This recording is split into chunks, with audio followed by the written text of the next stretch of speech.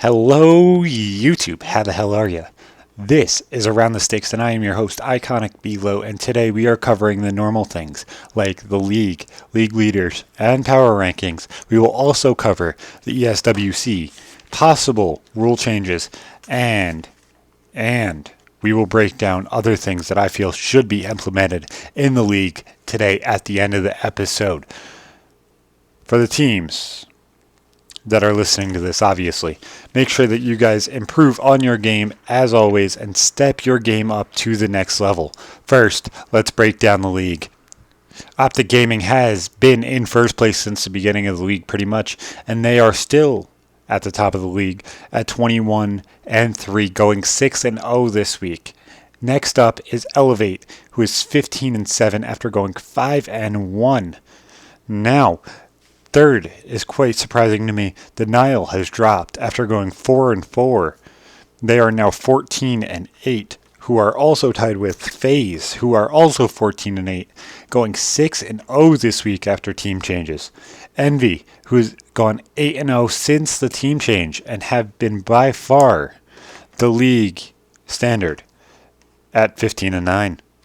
TK, who has gone 0-4 this week and a depressive week for them, who are 19-13. Justice, who went 3-5, who are 19-15. AR, who is 8-14, who've gone 2-4. Rise, who won last week's 5K, who went 4-4 in the league this week, who are 8-14, who are also tied with Prophecy, who went 0-4 this week and are at 8-14 as well. Next up is the European Invaders, TCM, who's 18-16. 1-7 this week. Optic Nation, who is 7-15 at the bottom for the Optic Sandwich, who also went 1-7. Now, let's go over the power rankings. Obviously, Optic Gaming, who won every single game this week against ON, AR, Prof, Rise again, and Denial, is first. Elevate, who won against Denial, Justice, Optic Nation, Rise, and TCM are second. Envy, who raised one spot, is now in third, who beat Justice, ON, Elevate, TCM twice, Prof, TCM again, and Denial. And now fourth is FaZe, who also gained 2 spots, who beat TCM, Optic Nation, TCM again, AR, Justice, and Rise. Next up is the drop of 2 from Denial, who will only beat TK, Prof, AR, and ON. Next is Justice, who went up 3 spots to be this week's second biggest mover, who beat TK, TCM, and ON. Next up is Rise, who is 7th after gaining 5 spots out of the bottom of the barrel. They beat TK, Prophecy, Optic Nation, and TK again. Next is AR, who is 8th after gaining 3 positions to beat Justice and the big win against Denial, which is what made them jump up so high. TK, who lost 4 spots, is now in the 9th spot after not winning a single match this entire week. 10th is TCM, who lost 3 spots, only beating Justice this week. Prophecy, who lost 3 spots as well, did not get a win in the league. And Optic Nation, who only beat AR, lost 2 spots down to number 12. Now let's cover the league leaders in all of Season 2. First up is no longer Octane. It is Temp at a 1.34, who has now become a starter for Elevate and pretty much elevating them to success. Number 2 is Octane at a 1.29. He's really started slumping just a little bit. If you really look at it, he had a 1.4 like 2 or 3 weeks ago. It's a little bit surprising to see him slumping this badly. And next week I will be adding their recent KDs since they started improving or losing just a little bit in their KD region. Number 3 is Formal at a 1.24. Number 4 is Scump at a 1.19. Number 5 is the All-Star Huke at a 1.14. Number 6 is Happy at a 1.13. Number 7 is Saint at a 1.12. Number 8 is Slacked, who is also tied with Saints at a 1.12. Number 9 is Clayster at a 1.1. Number 10 is Crimsix at a 1.09. Looney at number 11 at a 1.09 as well. Number 12 is Zuma at a 1.08. Number 13 is the standout Burns at a 1.07. Number 14 is the recently completely falling down the ladder Anticity at a 1.06, and rounding out the top 15 is Slasher at a 1.05. Some of these people really are starting to drop in the league, which is actually surprising to me. You see players like Anticity. You see players like Slacked and Happy and Octane. Obviously are starting to drop just a little bit down to the average kind of Slayer role. Just a little bit if you look at it. But there are people like Temp, who obviously just started becoming a starter. Huke, who also is in the same kind of boat as Temp, and Looney, who all jumped up drastically into the standings, which is all not necessarily a big surprise, but it's really nice to see some different names at the top of this list, especially seeing Temp beat out Octane, which was really, really kind of surprising to me. Now, I would like to break down ESWC and what I feel is actually going to happen. There will be a graphic on the screen within the next 2 seconds or so, breaking down what I feel is going to happen at ESWC on the screen on challenge.com. So make sure you guys click the link down in the bottom. There will be a link to my specific bracket and what I feel will happen at ESWC this weekend. It's either this weekend or next weekend. So make sure you guys look at that. It'll be in Pool 1, Denial, Optic Gaming, Millennium, and Barrage. Bracket 2 will be Revenge, Epsilon, FaZe France, and Vitality. Now, there are some big-ass teams in some of these pools. So, let's start off by breaking down Pool 1. Now, although many people will say Optic Gaming are by far the favorite, I definitely think they are, but not by the margin that everybody has said. Obviously, they will be playing with a fill-in for Karma in Enable. So that's going to start depleting that team just a little bit. Obviously, I feel like Enable's more of a skilled Slayer, but he hasn't been playing with this team, obviously, because he's on FaZe in the league. I do feel like they go 3-0, but I do feel like they have a close game with Denial and probably a close game with Millennium. I feel like those are their two challengers in this bracket. So next, I feel like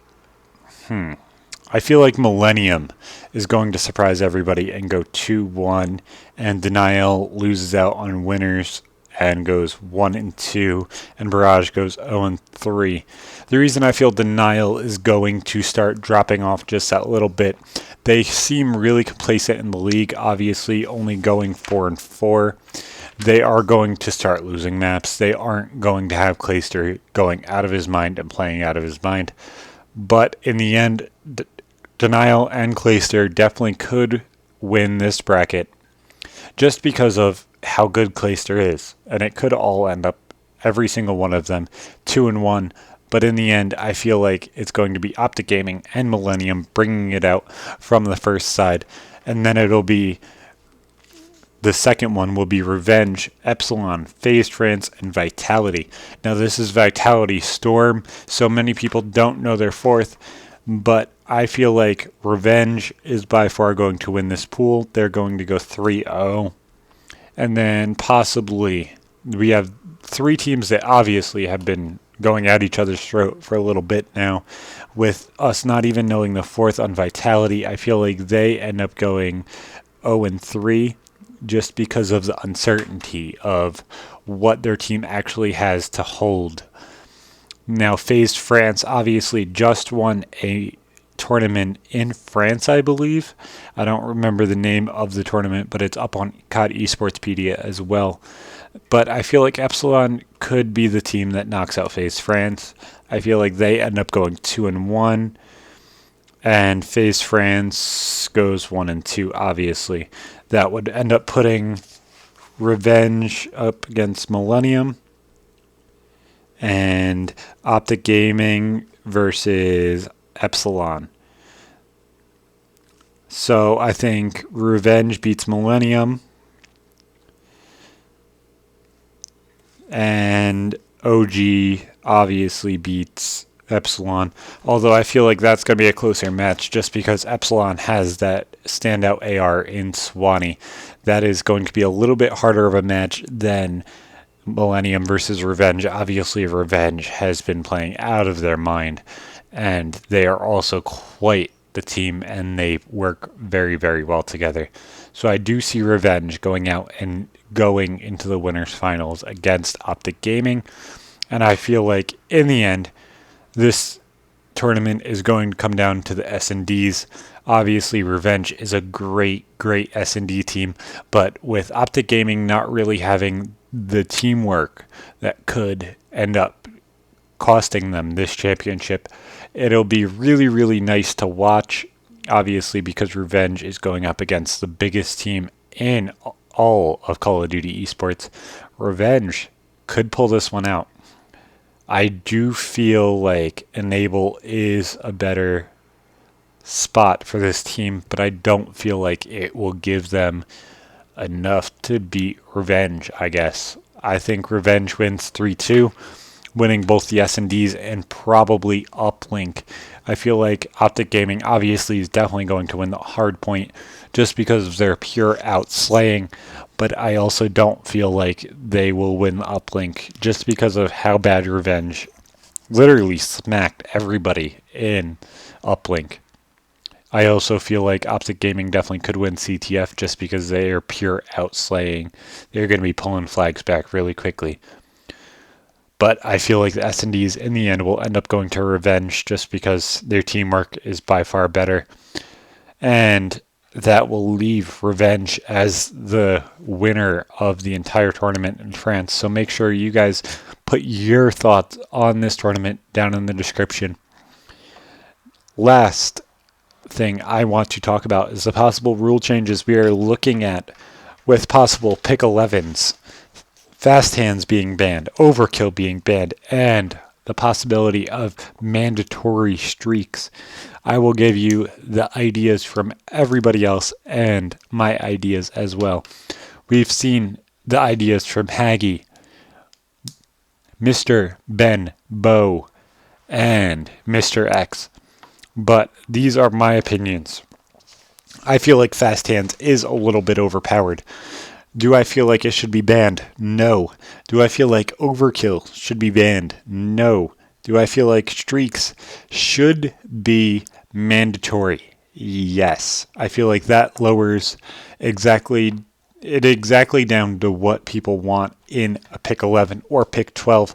Obviously, there's going to be some controversy with not being able to run everything they want, not being able to have 3 attachments on a gun, or not being able to have the specific grenade or perks that they want. Obviously, you'll be able to run 1 gun and 2 attachments, and then 1 perk, 1 perk, 1 perk, and that gives you 6 slots already guaranteed, and then you have to have at least 1 streak. That gives you 7. You're going to want an XO, so that gives you 8. And then you have 1 grenade, that gives you 9. You have 2 more slots to work with. You can give yourself another streak, another attachment, or 2 perks somewhere. That definitely gives you more diversity in the classes that you will be seeing. And obviously, nobody's going to run a secondary unless you're running overkill. So that would be 1 gun, but this counts as 2. So that's 3 just for the guns. You're obviously going to want 3 perks, 1 kill streak, 1 exo. That gives you 1, 2, 3. 3 is 6, 7, 8. And that gives you an opening for fast hands. And that gives you 10. And then you have 2 more slots open up for whatever you want. Obviously, probably going to be attachments. Give each one of your guns an attachment. And then that balances out the problems that we've been having with these things. If you make streaks, definitely, obviously, they need to be buffed a little bit. But I don't think that some of these teams have looked into streaks the same way teams like SB have or Team Revenge has. Obviously, if we start looking into streaks just a little bit harder, we'll see things like the assault drone with rockets or machine gun obviously being used a little bit more. Maybe Warbird with aggressor and things like that. It'll be nice to see just a little bit change up in the meta.